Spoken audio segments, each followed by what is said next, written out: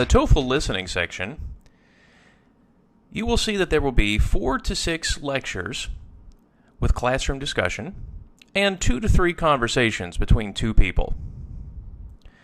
The length of passage and the number of questions generally depends on how many passages you're given. So, for example, some passages may last 3 minutes, others may last 5, and you approximately have 6 questions each. And again, depending on how many questions you're asked, the timing lasts from 60 to 90 minutes. Now, just like we discussed in the reading series, there are specific question types that the TOEFL will be asking. So in this series, we'll be examining in a little more general way the 8 question types we see on the test. Those 8 question types are questions involving basic comprehension. For example, questions about the gist. Gist is another word for just basic idea. The 2 gist questions you may see involve the content of the actual listening passage and the purpose. You may even have detail questions about specific details mentioned in the passage. Questions referred to as pragmatic understanding questions. Sometimes these are called replay questions because they will play part of the conversation again. The 2 pragmatic questions that the TOEFL asks involve the function of what is said and questions involving the speaker's attitude, which we will refer to in this series as the stance. The other question we will see falls under the connecting information question. Questions involving understanding organization, connecting content, and then finally making an inference.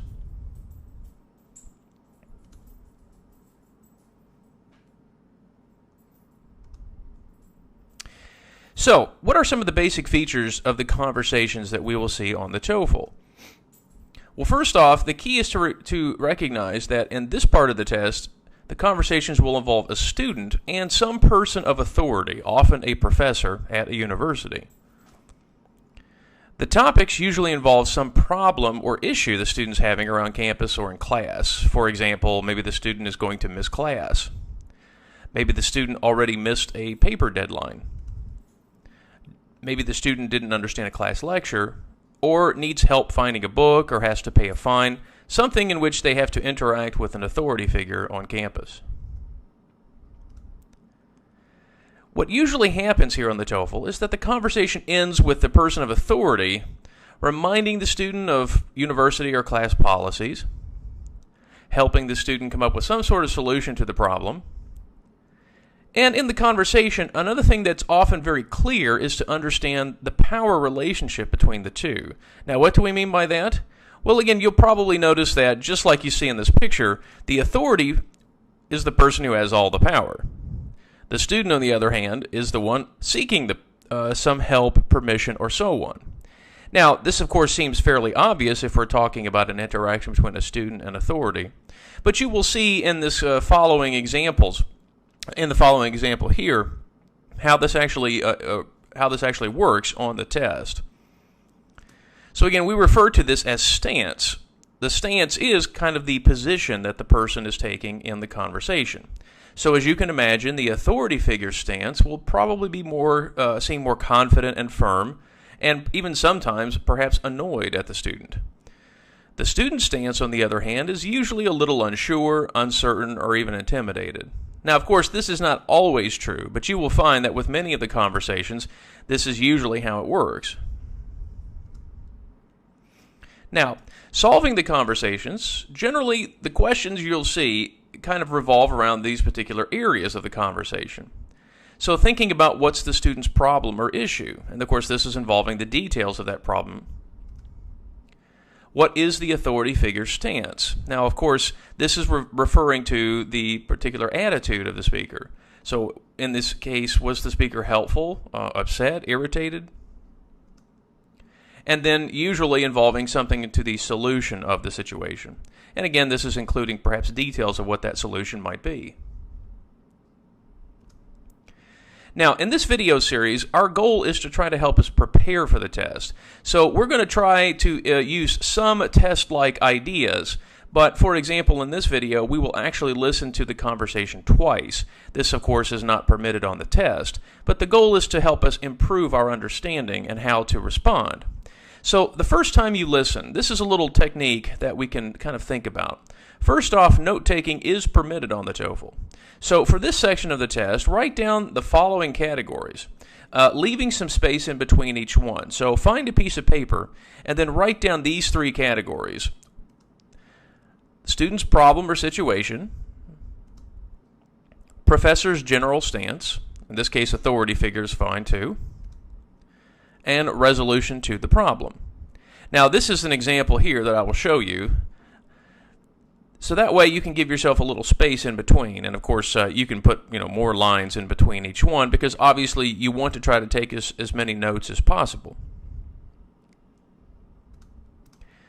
So first off, this is kind of the first trick that students often encounter, mainly because many students who are taking the TOEFL may not have a lot of experience taking notes in English. So oftentimes they have difficulty in determining which words are important and which ones are not. So we're going to examine the difference between taking notes versus taking dictation. Taking notes is not the same thing. So the first thing we need to realize is that taking notes usually involves trying to copy down every word that's being said, using the same words in the exact same order. And that's impossible to do on this test, mainly because there's just way too much information, and of course you hear the information only once. So the first problem students have is they often get so focused on copying down or writing down everything they hear, they often are not paying attention to the rest of the conversation. So how do we take notes? Well, again, it's important to try to get all the information, or at least important information, but part of it is also thinking about which details and ideas are important and which ones are kind of minor. So the key really is to understand how information is given. How is it given, especially in a spoken way? Well, we're going to take a moment and look at common spoken conventions and cohesive devices that we use specifically in listening contexts. So starting with cohesive devices, you might recall that in the reading series we talked about the concept of cohesion. Cohesion usually is involving showing how information fits together. And the various devices we discussed in the previous series was talking about how information is often restated, how we might see synonyms or synonymous language, reference words or ideas, showing us kind of the direction of where information might be found. And of course, signal words are very important. And I would recommend that if you need to review the idea of cohesion, it would be a good idea to go back to the TOEFL reading series and kind of look at that a little more carefully. However, there will be some differences in how these are used in the different contexts. Obviously, with reading, we can see the information all the time.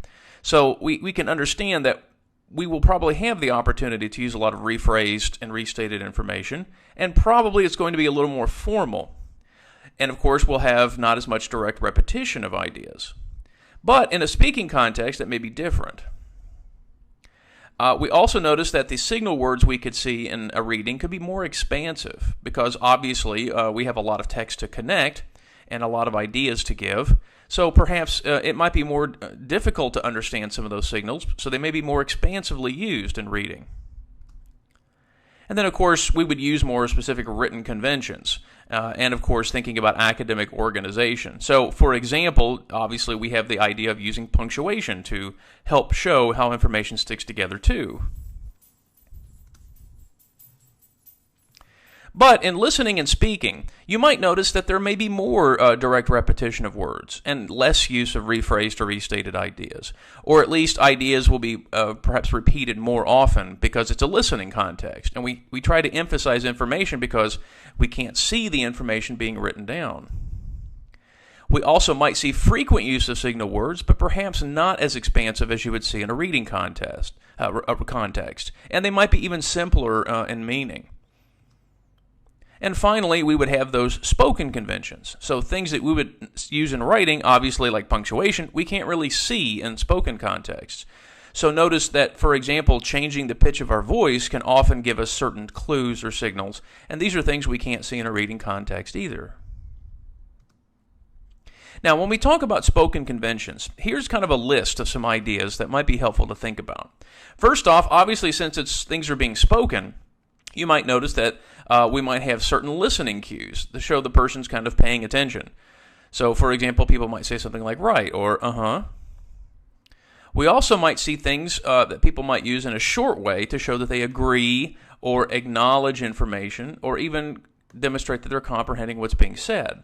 So again, someone might say something like, well, of course, or uh-huh. So again, kind of similar to the listening cue as well. We may even have signs of disagreement or confusion. So again, notice how the pitch might play a part here. Well, These are the types of things we would not see in a reading context, especially, of course, since we might see it in a conversation. Again, since we do have a professor or an authority figure involved, oftentimes we might get language that reminds people of something. So the professor might say something like, don't forget about this, or I should mention something like this.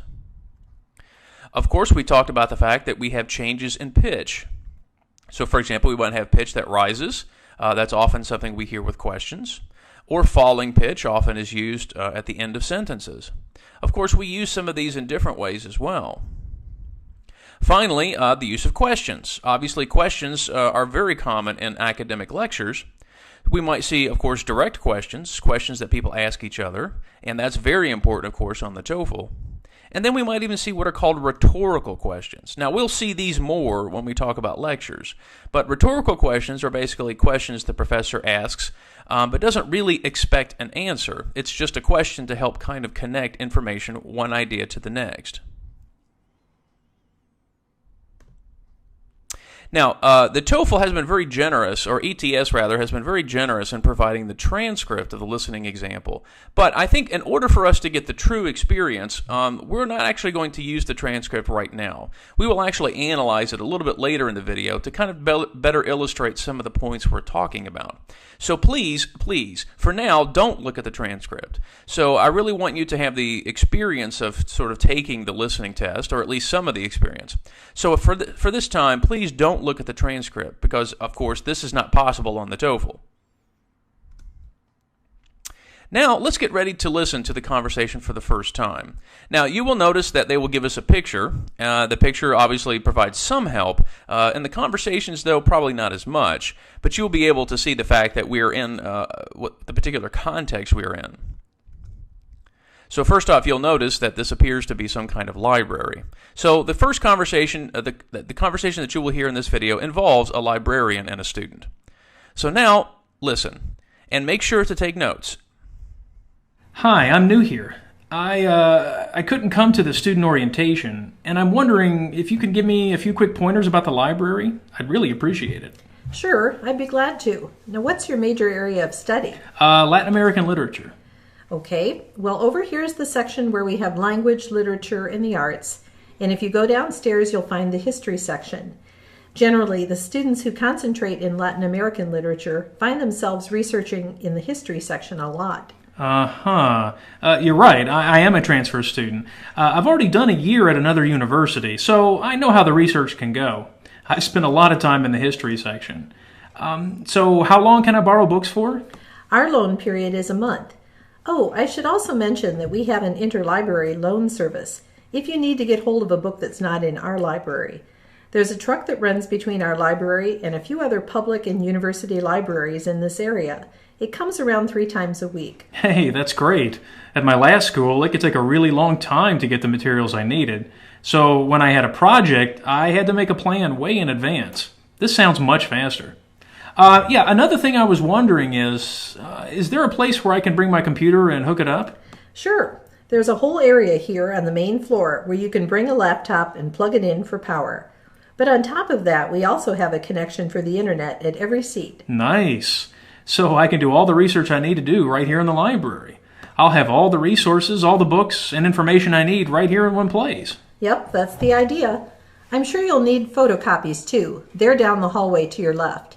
We have a system where you have to use a copy card, so you'll need to buy a card from the front desk. You insert it into the machine, and you're ready to make copies. How much do you guys charge? 7 cents a copy. That's not too bad. Thanks. Where's the collection of rare books?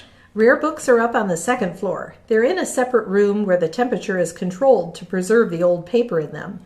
You need to get special permission to access them, And then you'll have to wear gloves to handle them, because the oils in our hands, can destroy the paper. And gloves prevent that. So we have a basket of gloves in the room. Okay, thanks. I suppose that's all I need to know. You've been very helpful. Thanks. Anytime. Bye. Bye.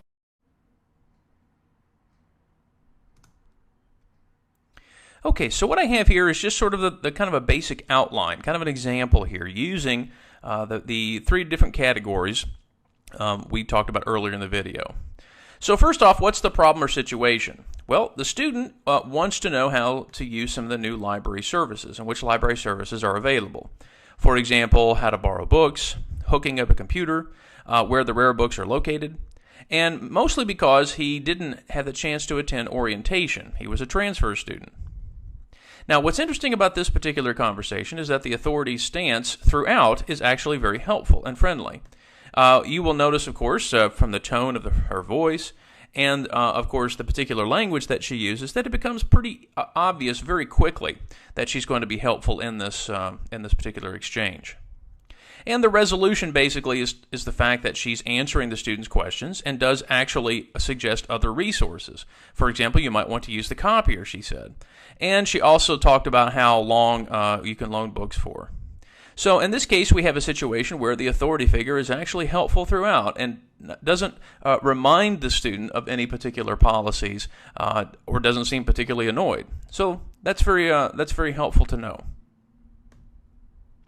Now, we're going to listen one more time, and the goal here now is to try to add more details to the information you already have. So, of course, this is not possible on the TOEFL, but since this is a video to help us prepare for it, I think it's probably a good idea for us to allow us to listen to it one more time so that we can catch more information. And try not to focus on the things you already know. Try to write down things you didn't catch the first time. Hi, I'm new here. I couldn't come to the student orientation, and I'm wondering if you could give me a few quick pointers about the library. I'd really appreciate it. Sure, I'd be glad to. Now, what's your major area of study? Latin American literature. Okay, well, over here is the section where we have language, literature, and the arts. And if you go downstairs, you'll find the history section. Generally, the students who concentrate in Latin American literature find themselves researching in the history section a lot. You're right. I am a transfer student. I've already done a year at another university, so I know how the research can go. I spent a lot of time in the history section. So how long can I borrow books for? Our loan period is a month. Oh, I should also mention that we have an interlibrary loan service if you need to get hold of a book that's not in our library. There's a truck that runs between our library and a few other public and university libraries in this area. It comes around 3 times a week. Hey, that's great. At my last school, it could take a really long time to get the materials I needed. So when I had a project, I had to make a plan way in advance. This sounds much faster. Another thing I was wondering is there a place where I can bring my computer and hook it up? Sure. There's a whole area here on the main floor where you can bring a laptop and plug it in for power. But on top of that, we also have a connection for the internet at every seat. Nice. So I can do all the research I need to do right here in the library. I'll have all the resources, all the books, and information I need right here in one place. Yep, that's the idea. I'm sure you'll need photocopies too. They're down the hallway to your left. We have a system where you have to use a copy card, so you'll need to buy a card from the front desk.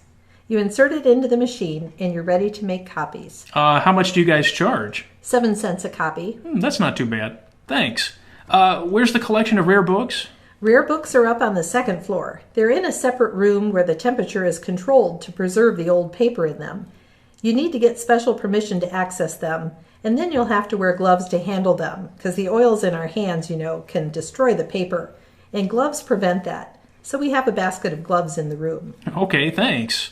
I suppose that's all I need to know. You've been very helpful. Thanks. Anytime. Bye. Bye. Now, before we start looking at the questions, we do need to go back and review the test strategy we talked about in the reading series, which is the process of elimination, also referred to as POE. Now, process of elimination is part of our overall general test strategy, the one that we use with multiple choice tests. Now, POE improves your chance at guessing when you're not sure of the correct answer, but we have to remember that no guessing strategy is 100%. if you don't understand the other answer choices, then you need to realize your chances at eliminating wrong answers will probably go down. So this is something important to remind students that since we do get the chance to use multiple choice answers here, we should still use the same process of elimination strategy we talked about before. But again, we're not going to spend time in this video reviewing all of the aspects of POE. So if it's something you've forgotten or need to go back and watch, or if this is your first time, you need to go back and look at the TOEFL Reading Skills video 2, which is talking about general test strategy. And you can find the link at the bottom of the screen. So now let's look at the questions they're going to ask us. Now once again, we need to remind you of the 8 question types. So as we go through, we're going to kind of quickly analyze what are the particular categories they're asking us. And again, you'll notice from the since it's a conversation, we won't necessarily see as many involving questions for connecting information. This is probably a little more common in the lecture situation, which we'll see next time. So a lot of the questions we will see will come from the 2 categories on the left. So now let's look at the questions. Now first we're going to analyze them and then see if we can figure out how to answer them. So first off, notice the question, why does the student come to the library? Well, the first key word here we see is why. It's describing or asking about the particular purpose of the student. So in this case, we would refer to this as a just purpose question. Now, let's look at the choices and see which ones we can eliminate and which ones we want to keep. First off, you will notice the answer choices. We're looking at something a little more general here. So, for example, if you think about, we'll skip A for a moment, just look at B. Notice it says to ask about interlibrary loans. Now, this is true, of course, that this was one of the things the student talked about, but it's not kind of the general reason. So in this case, we could probably easily eliminate B right now, because in this case, the question is not asking for a specific detail. Now, let's come back to A, to learn about the library's resources. Now, this seems fairly general enough to include all of the things the student talked about. So at this point, we'll go ahead and keep this one for a moment. Okay, let's look at C. C says to attend the new student orientation. Well, as we learned earlier, the student actually forgot or didn't have the chance to attend the orientation. So in this case, even though this seems possible, it's not actually something they discuss as the overall reason of why the student came. So at this point, we can go ahead and eliminate this one. Now, D looks pretty good because obviously the student does need to work on research and actually mentions the word research a few times. So let's keep this one just for a moment. Now look at the 2 choices we have left. Well, as we said before, if we could document all of the different things the student was looking for, the answer is probably most likely A, because it does seem to include, with its general use of the word resources, all of the different things that the student was asking about. D, of course, might be possible, but he actually didn't spend a lot of time asking about the research projects or the research facilities. There were other things that he asked about too. Okay, let's go on to the next question. Why does the librarian point out the history section? Well, again, this particular question does ask about the idea of why. Why does the librarian do this? So again, this is probably referring to a particular just purpose question as well. It also might be considered a detail question because we're listening for a specific detail as well. But let's think about how we can answer this one. So why? Well, let's look at our choices. Does she want to point out the closest area containing copy machines? Well, she does mention copy machines. The question is, does she necessarily mention them in connection to the history section? So part of the idea is we're thinking about how to connect this information. So in this case, we'll probably eliminate this one. In B, it asks about, she assumes that he will need to do research there. Well, if you recall from the conversation, he did mention that oftentimes he has to do research with Latin American studies. So this is a possibility. The student is looking for a book he used at his last school. Well, again, this is very possible, but why would a student be looking for a book from his last school here? Is it looking for a specific book? Did we actually hear the student mention this by name? Again, probably not. But at this point, since he was looking for a book, let's keep it just for a moment. And then finally, students sometimes mistakenly assume that the section contains literature books. Now, this one seems like a fairly good trick, because the idea here is it does seem very possible that students would assume this. But notice there's nothing in the actual text that talks about the fact that the student was mistaken, because he's new to the library. And in this case, there was no sort of discussion about how he was wrong looking for literature in the wrong section. So this case here will eliminate. So now we have two choices left. Which one seems to be probably relating to what the librarian is doing? Well, in this case, probably B is our best answer. Again, part of the idea is thinking about the focus of the question. It's talking about why the librarian is doing this. So in this case, B seems to be the one that most directly connects to what the librarian is doing. I mean, again, it is her purpose, and she's also been very helpful in the video. So again, notice how even the librarian's attitude or stance can play a part in some of the other questions. Okay, let's move on to the next question. What does the student imply about the interlibrary loan at his last school? Now, first off, the key word here is imply. To imply something means to kind of suggest something. So basically, we have to infer what the student is trying to say here. What does the student really mean? So we would refer to this as kind of an inference question. Now let's see if we can remember, what exactly did the student say about the interlibrary loan service? Well, this brings us to our next trick.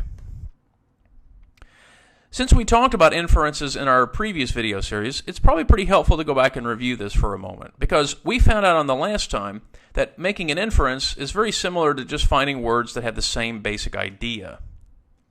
So really what we're looking for here is an answer choice that says basically the same thing, but in a different way. Now, many of the tricks we used in the reading section will be used here. So let's kind of review those. Watch out for answer choices that might use the exact same words. Oftentimes they may use the same words, but use them in the wrong way. Some of the answer choices may have correct information, but not necessarily all of it will be correct. Or we have answer choices that might have information in the wrong order. Now, of course, there are other listening tricks involved here too, and we will see these throughout the video series, but especially in the conversation section. So let's think for a moment, what could be some other listening related tricks? Well, for example, students have a difficult time remembering who said what or catching information because obviously it's very quick. So first off, we have to be aware of answer choices that might have words that kind of sound similar. Sometimes this is included on the test, though not very often. Of course, it's often difficult to remember the sequence of things, because obviously when they're speaking, it's difficult to write everything down without missing something. So we have to be careful of answer choices that confuse the sequence of events, or perhaps put information in the wrong order. The other problem is answer choices that make the wrong conclusions. Again, it's difficult to remember what the person was basically trying to say if we're writing things down at the same time. So again, we have to be careful that sometimes answer choices may have conclusions that aren't necessarily supported by what's in the listening passage. So notice here, we're going to look at this answer choice specifically and see if we can find any tricks. So think if you can remember of any of these ideas were mentioned in the conversation. So, for example, did we hear the fact that there was something he never used at his previous library? Did we hear anything similar to that? Look at the next one. Did we actually talk about the idea that he appreciated? Now notice this phrasing of the question, he came to appreciate it, which basically means he didn't like it at first, but then liked it later. Here's the next one, it was inconvenient. Well, he did mention the fact that the interlibrary loan service took some time to plan for. So, for example, it may have taken him a while in order to use the service. So this one, of course, was definitely talked about as well. It was expensive. Well, money was talked about in the video itself. The question is, was it talked about in relation to the interlibrary loan service? So again, notice how each one may have maybe playing on some particular aspect of the listening, or some of them may just confuse some of the information, because obviously it's easy to forget or it's easy to have missed something in the conversation. So let's kind of go back now and more specifically determine which ones to keep and which ones to eliminate. First off, he never used it. Well, he did spend some time talking about trying to use the service, so we know that this one is actually factually wrong. He came to appreciate it. Well, that's very possible that he actually liked the service, but it did sound like he was negative at some point. Well, let's keep it for now, because this kind of implies that he was negative at one point and then liked it later. So that could be a possibility. Now, we already mentioned that he was negative about it in some ways because you had a plan for it. So in this case, let's keep this one as well. Now, as we said before, one of the tricks here is that money was discussed at some point in the conversation, but was it in connection to the library loan service? Well, in this case, the answer is no. So again, this one is particularly confusing because money was mentioned somewhere. So which of the last two choices seems to be the best? Well, since the student was talking mostly about how he liked what the current library service was offering, it seems most likely that since he didn't like his previous one, C would be the best answer choice here. That obviously he had to plan ahead, which took a lot of time. And again, we think of that as inconvenient. So in this case, this is the only answer choice that draws the right conclusion from the inference.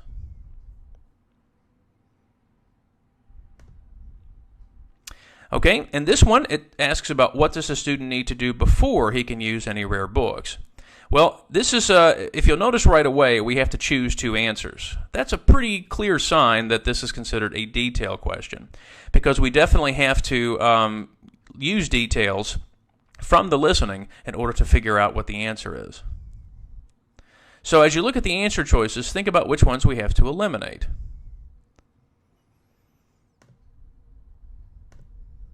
So let's go through the choices. Does the student have to purchase a card, obtain permission, put on gloves, or try the interlibrary loan first? Well, first off, let's see which ones we think we can eliminate. Now, again, money and purchasing was mentioned at some point, but was it talking about purchasing a card in relation to the rare books? This was pretty much towards the end of the conversation. So in this case, we're going to eliminate A. Does the person have to get permission? Well, permission was mentioned, and since these are rare books, that seems to make sense. Let's keep this one for now. Put on gloves. Well, again, these are rare books, and oftentimes rare books are kept in places that we need some special protection. So in the conversation, they mentioned that probably wearing gloves is something you have to do. Finally, trying an interlibrary loan first. Well, yes, interlibrary loans were mentioned in the conversation, but was it actually mentioned in connection to the rare books? In this case, the answer is no. So now, I think we've found our two answer choices, to get permission and to put on gloves. But again, notice the tricks. The idea of a library card was mentioned somewhere, and the interlibrary loan was mentioned somewhere as well. So the question is, could you remember this in connection to the right information? Okay, our last question. Part of the conversation will be repeated. Listen again and answer the question. Now, immediately we should see that since it asks that the question will be repeated, this is what we refer to as the replay or the pragmatic understanding question. And specifically in this context, it will be discussing the function of what was said. Now, I will go ahead and play part of that conversation, and I want you to listen and then see what exactly are we looking for. I'll have all the resources, all the books, and information I need right here in one place. Yep, that's the idea. Okay, so what does it mean when the librarian said, "Yep, that's the idea"? So notice it is always referring to the last line that the librarian uses. Well, again, part of the idea is to understand what pragmatics is really asking for. So at this point, let's take a moment and examine what pragmatic understanding means, because this is something you will see with every listening question, every listening passage on the test.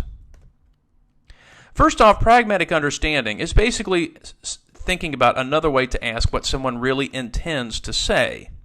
Now, for example, if someone says, "It sure is hot in here," there could be numerous ways to interpret the intention. It really comes down to thinking about the following questions. First off, who is the person that's saying this? What is the situation they're in? And more specifically, what does the person want me or someone else in the conversation to do?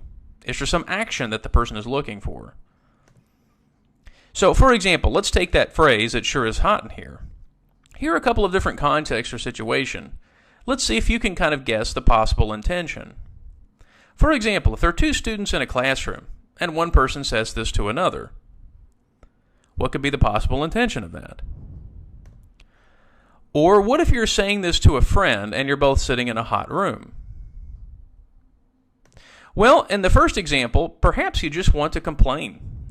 Obviously, you can't really do anything about the situation, so perhaps in this case, the intention is just to start a conversation.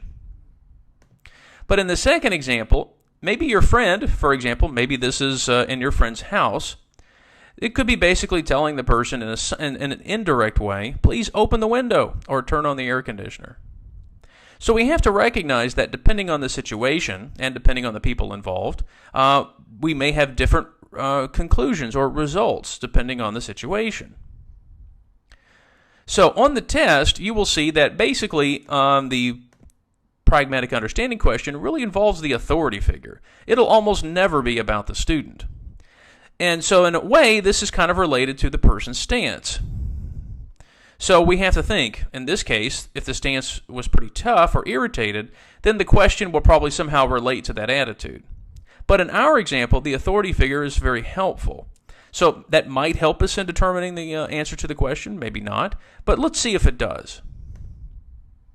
So as we look at the answer choices again, we're going to hear the replay, and then we're going to try to decide which we can eliminate first. I'll have all the resources, all the books, and information I need right here in one place. Yep, that's the idea. So what does it mean when the librarian said, "Yep, that's the idea"? Okay, so now we've heard the replay. Which ones can we think about? Well, we kind of can notice right away that B seems to use a negative idea. And in this case, since the person's stance was fairly helpful, we probably can go ahead and eliminate B right now. Now jump back to A. It says, "I wish this were true." Well, obviously this sounds somewhat positive, but then the more you think about it, it sounds like the librarian is saying that it's not true now, but it's something we wished we could make true in the future. That doesn't seem very much a very helpful attitude in any way.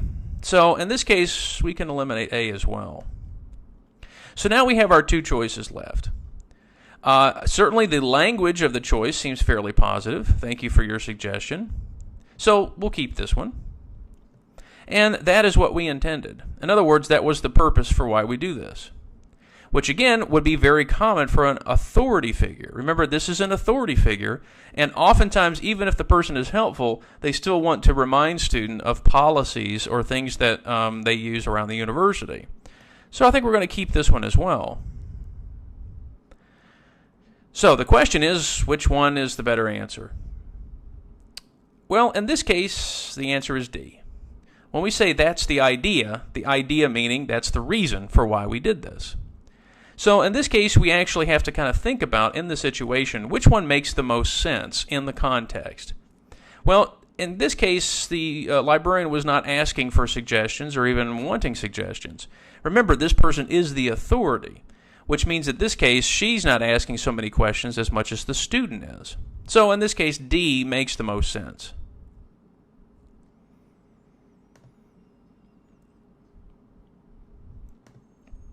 Now, obviously, we can't just look at the transcript anytime during the test. Of course, just like we can't listen to the conversation more than once. But again, the purpose of this video is to think about what we can learn from the experience. So now, if you have the TOEFL Quick Prep download in front of you, go ahead and look at the first listening activity and kind of follow along as we examine the transcript for some helpful clues and ideas. Now, part of our goal here is not just to point out every detail. You can do that as you skim through the information. But what I would like to point out are the different spoken conventions that are used. First off, if you notice right away, the student indicates that he's new and uses kind of a sort of utterance like, Well, in this case, this kind of shows that the student's kind of unsure or uncertain. Now, notice the student is congratulating or thanking the librarian for the help that's going to come. I'd really appreciate it. So notice the student is polite, which usually you'll find this on the TOEFL. Now, notice the librarian immediately establishes her stance as well. Sure, I'd be glad to. So notice right away her stance is going to be very helpful. And the TOEFL usually will give you this information probably within the first 2 lines. Now, as we kind of progress through the conversation, notice the different listening cues or acknowledgement cues the librarian uses. So, for example, okay, and then gives particular piece of advice. And then notice how the student confirms, again, that he is paying attention. And then the student actually confirms or agrees with what the librarian is saying. You're right. Now, also notice how questions help move the conversation along. The student asks these questions because that's generally what we expect students to do. Now, the librarian does ask one question because she needs some information. What's your major area of study? So notice again how questions help to connect information, how they provide more of a cohesive idea than you would see in a reading context. So as we're looking at these spoken inventions, we're trying to interpret what they mean. Okay, look at the next ones then. So what does she mean when she says, I should also mention? Well, again, that's a kind of remembering language or reminding language, or basically to add information. So it's kind of like saying in addition. So notice again, this spoken convention is a little bit different from what you might see in a reading context. Notice the student really likes the fact that the interlibrary loan situation is very good. Librarian confirms, again, using another convention, sure. Notice this particular idiomatic expression on top of that. So what she means, of course, is in addition. So again, these are things we see a lot more in conversation than we would see in reading. The student likes the idea again. So again, the TOEFL is taking great care here to show you what the particular stance is and how people feel about the situation throughout the conversation. And notice here, he kind of restates a lot of the information, the resources, the books, all the things I need right here in one place. So again, notice the student is kind of, again, summarizing a little bit as to what's going on. This is pretty common in conversation as people are kind of showing how they feel about the situation. Now there's the replay question. And then notice she says, I'm sure you'll need photocopiers too. Well, again, this is the librarian. The librarian does have a certain set of script or a certain set of ideas that they always want to share with students because basically the librarian wants the students to use the library in the correct way. Now, notice the informal tone a little bit here. It's kind of interesting that the student says, how much do you guys charge? But again, this is pretty common in conversation, and the librarian is not exactly like a professor.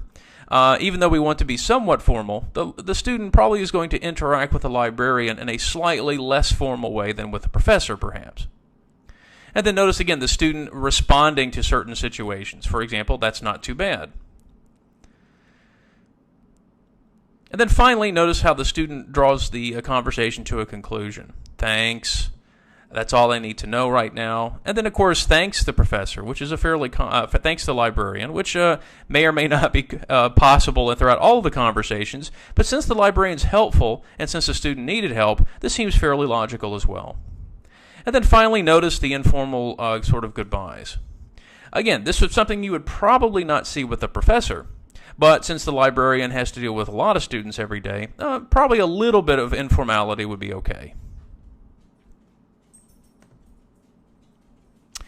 So our final thoughts in this first video. In the overview, we discussed the fact that the TOEFL listening session comprises the following passages. Conversations, where students often interact with authority figures. Again, usually professors, but sometimes it could be librarians or other people.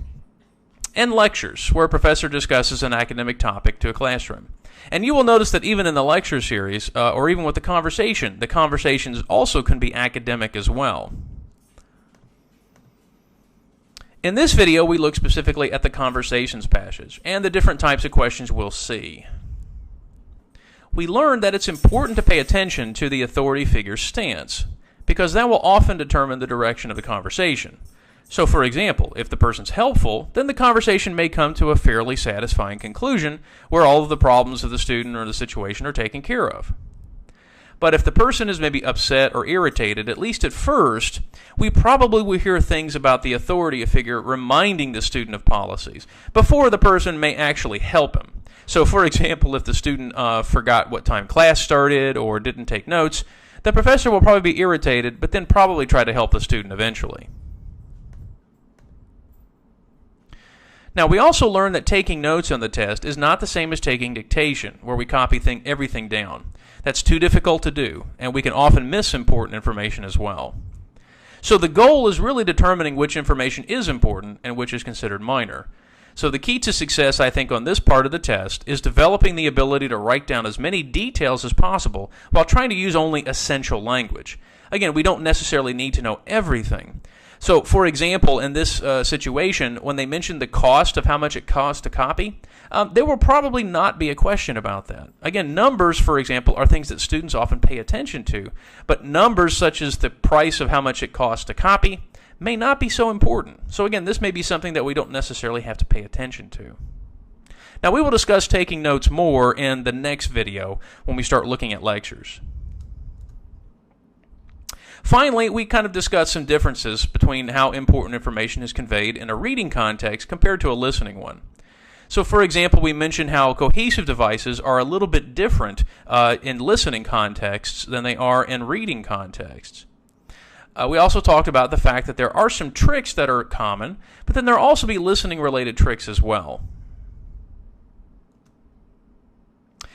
Now, just as we mentioned in the previous series, there are lots of great materials out there to help you continue to prepare for the test. Again, there is the official website from ETS.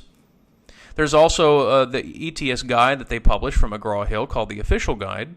And then we also have a new TOEFL TOEIC preparation website, which you can find at the bottom of the video. Thanks for watching.